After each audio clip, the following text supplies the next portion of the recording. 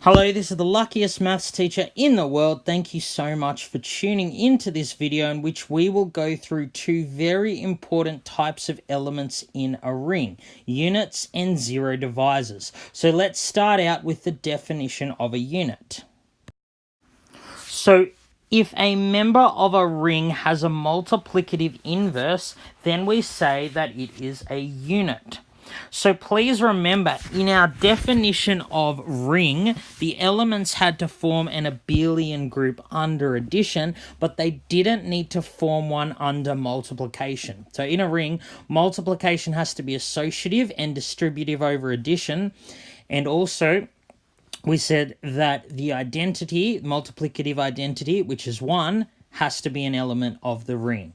But there wasn't a requirement that elements in a ring do have a multiplicative inverse. So if they do have a multiplicative inverse in the ring, then we call them units. So let's come up with a more formal mathematical definition for a unit.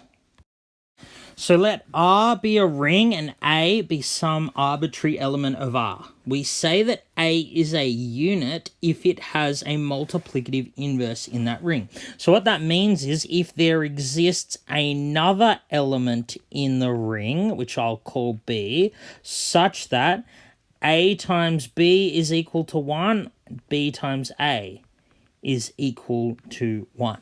So remember, multiplication in a ring doesn't always have to be commutative, but here AB and BA both need to equal 1, then A is a unit. It actually also means B is a unit too. That's what we mean by unit. Let's look at the definition now of a zero divisor. So, if a member of a ring can be multiplied by something other than 0 to get 0, it is called a zero divisor. So again, let's come up with a more formal mathematical definition for this. So again, we will let R be a ring and X be a random arbitrary element of R. So we say X is a zero divisor if it can be multiplied by something other than 0 to get 0.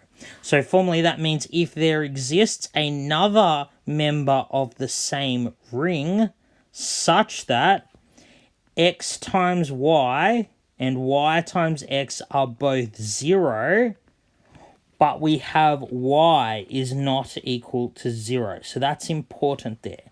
So X can be multiplied by something non-zero to get 0. So it turns out that these are very important definitions. Now, why is that? Well, we've already defined addition and multiplication in a ring. It's not a ring if you can't add things and multiply things. So subtraction, being the opposite of addition, it's sort of defined in a ring as well.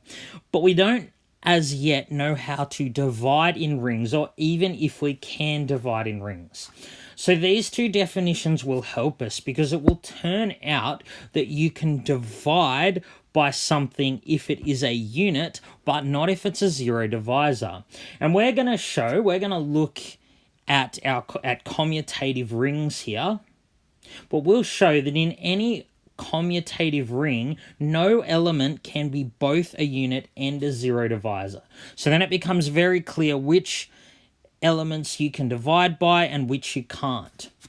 The final thing we're going to show is that if this commutative ring is finite, then every element is either a unit or a zero divisor, but not both. Okay? Just before we get into these proofs, I'll just give you a few quick examples. So let's say we're in the ring Z9, the integers modulo 9. So 7 times 4 is 28, which is equivalent to 1 in mod 9. So 7 and 4 are both units. They're examples of units in Z9. But not everything in Z9, not every integer modulo 9 is a unit. It turns out, for example, 6 and 3 are not units. They are zero divisors because 6 times 3 equals 18, which is equal to 0, equivalent to 0, mod 9. Okay? So 6 and 3 are zero divisors because each of them is being multiplied by something non-zero to get 0. So they are examples of zero divisors. So I just want you to also note that something can be a zero divisor or a unit if you multiply by itself. So for example, in Z9, in the units modulo 9, 3 would also be a zero divisor because 3 times 3 is congruent to 0. 8 would be a unit because 8 times 8 is congruent to 1, mod 9. Okay, so that's just telling you that something can be its own inverse and it can be multiplied by itself to make it a zero divisor. So it turns out that in mod 9, 3 and 6, because they're zero divisors, they are not units. And it turns out that 4, 7 and 8, because they're units, they are not zero divisors. So let's go into the proofs that something cannot be both a zero divisor and a unit. So what we are now going to prove is that in any ring, there are no elements that are both units and zero divisors.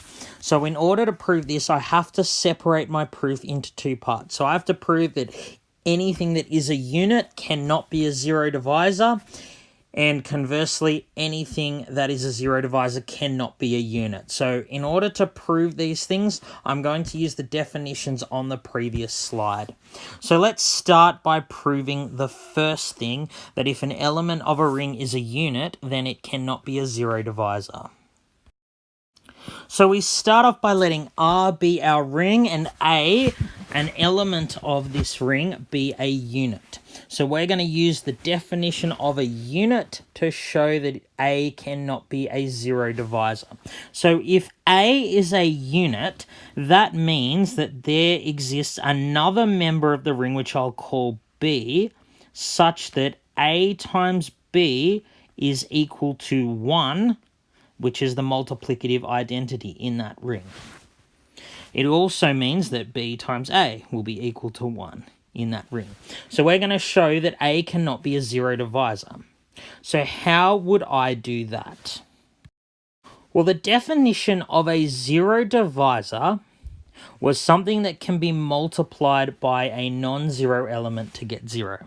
So what I'm going to do is I'm going to now assume that A times another element of the ring, let's say C, is equal to 0. So C is just an element of the ring. Now, if A is a zero divisor, then C cannot be equal to 0, because that's the definition of a zero divisor. But if A is a unit, then what I can do is I can multiply each side by B. So I've got B times A times C equals 0 times B. But B times A, I can do that first and then multiply the result by C. I can do that because multiplication is associative in any ring. B times A is just equal to 1. So I've got 1 times C is equal to 0, which means C must equal to 0. I can cancel out 1 on both sides because it's the multiplicative identity. So C must be equal to 0. So what I've shown is if A is a unit and A times C is equal to 0, C must be equal to 0. That means A cannot be a zero divisor, because remember, to be a zero divisor, you have to be able to times A by something other than 0 to get 0. But I've shown that if A is a unit, the only thing you can times by A to get 0 is 0. So that means A is not a zero divisor. So I have proved the first part of this proof. I have proved that if A is a unit, it is not a zero divisor. So please pause and copy this down if you need, because I'm going to rub it out and do the second part of the proof. So now we're going to prove it the other way. So now we're still going to have our ring. So R is going to be the ring. And this time we're going to let A a member of R be a zero divisor? What we have to do is show that A cannot be a unit. It cannot have a multiplicative inverse. So if A is a zero divisor, that means there exists a B, an element B in R, where B is not equal to 0, such that A times B is equal to B times A, which is equal to 0. So that's the definition of a zero divisor. Now I need to show that this means that A cannot be a unit. So to do this, what I'm going to do is show that if A is a unit, this leads to a contradiction. So let's say I have A times B equal to 0 and B is not equal to 0. Okay, that's true because A is a zero divisor. So let's say now that A is a unit. Let's say C times A is equal to 1, which would mean A is a unit, and C is another element of the ring. So what I can do is I can take my equation up here and I can multiply each side by C. So this is very similar to the last proof. So C times A times B equals C times 0.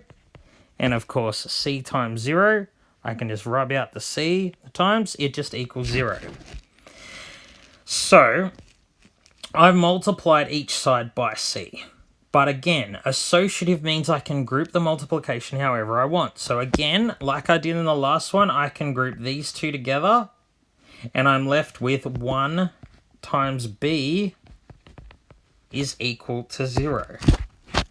But that, of course, is a contradiction because I said B does not equal 0. And if 1 times B equals 0, that would mean B is equal to 0, which contradicts what we wrote before. So, if A is a zero divisor, then if I let A be a unit, that leads to a contradiction. So that means that this statement here must be false because it leads to a contradiction. So this is proving that an element that is a zero divisor is not a unit. So if you take both of these proofs together, what we have is that no element of a ring can be both a zero divisor and a unit. So the problem is that we haven't actually proved that every member of a ring must be a zero divisor, a unit. Up until now, we could have elements in a ring that are neither a zero divisor or a unit. And that does happen in some rings. For example, in the ring of integers. So if you look in the ring of integers, let's say the number 4. 4 is definitely not a zero divisor because the only thing you can multiply by 4 to get 0 is 0. So in the ring of integers, 4 is not a zero divisor. It's not a unit because the multiplicative inverse of 4 is a quarter, but a quarter isn't an integer. It isn't in the ring. So that gives an example of a member of a ring that is neither a zero divisor nor a unit. So what makes the integers special? It turns out it's because the set of integers, the ring of integers, is not finite. It turns out that if the ring is finite, then every single element will be a zero divisor or a unit, but not both. So let's quickly prove that. So what we want to do is prove that any element in a ring must be either a zero divisor or a unit. That it can't be neither of those things. So what we're going to do to prove this, so we're going to start off by letting R be a ring. And we're going to define the following. So A is going to be a non-zero element of the ring, okay? So we're assuming here that we're not operating in the zero ring, the ring that has just one element. So we're also going to define two things here, X and Y. that are not equal to each other. So X and Y have to be different. And we're also going to say Z is another element of the ring. So A, X, Y, and Z are all elements of the ring, just that A is not equal to 0 and X and Y are not equal to each other. So what we need to do to prove this is we need to define a map. So this map I'm going to call phi is going to be from R to itself. So what we're going to do is we're going to have set R and then set R again. Of course, they are the same set, so they will be the same size. And we're just going to map one element of R to another element in R. So the way we're going to map this is it's going to take X, which is an element of R, and it's going to times it by A. So this map is going to take each element of X and multiply it by A, which is a non-zero element of R. So, as with any map, there are two possibilities. So either this map is injective or it's not. So let's firstly look at the case where the map is injective. So we know that 1, which is the multiplicative identity, must be an element of R. Now, what I want you to know about this map here is it must by definition be a function, because any element in X can be multiplied by A in a ring. So it will map each of these elements. And what will happen is it will not map any of these elements to a different element in R. It can map each of these to only one element in R. So each element gets mapped to only one element in the image. That means it's a function. So what that means is if I have 1 in the image, in this second R, there must be an element that was mapped to it. I'll call that X. So X was mapped to 1. So X was times by A to get to 1. Now, because phi is injective, X will be the only element that will get mapped to 1. So this is a 1-to-1 function, which means that if A is not equal to 0, there will be an element X such that A times X is equal to 1. There is an element X that when times by A will equal 1, and that of course means that A is a unit. So if the map induced by timesing each element in the ring X by A, if that map is injective, then A is a unit. But what about if that map is not injective? Well, if that map is not injective, so that means that the 1-to-1 thing won't work anymore. So if I rub all of this out, what it will mean if the map under A is not injective, we'll have two elements that are different from each other, so we'll call them X and Y. They will get mapped to the same element in R, which I will call Z. So we will have a situation where this element is being mapped to Z, and this element here is being mapped to Z. So X and Y under this map, they're just multiplied by A. That's what the map is, multiplying by A.